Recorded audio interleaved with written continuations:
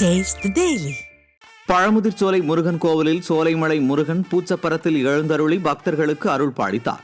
தைப்பூசம் திருவிழாவின் 5வது நாளான இன்று வள்ளி தெய்வானை சமேத சுப்பிரமணிய சுவாமிக்கு சிறப்பு பூஜைகள் நடைபெற்று மேலதாளங்கள் முழங்க பூச்சப்பரத்தில் சாமி புறப்பாடு நடைபெற்றது.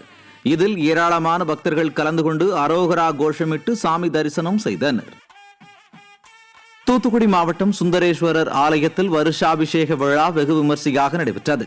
விளாத்தி குளத்தில் அமைந்துள்ள 400 ஆண்டுகள் பழமை வாய்ந்த அருள்மிகு ஸ்ரீ மீனாட்சி சுந்தரேஸ்வரர் ஆலயத்தில் அதிகாலை நடை திறக்கப்பட்டு திருவனந்தல் மற்றும் திருப்பலி பூஜைகள் நடத்தப்பட்டு அம்பாளுக்கு சிறப்பு அபிஷேகங்கள் செய்யப்பட்டு அலங்கார தீபாராதனை நடைபெற்றது.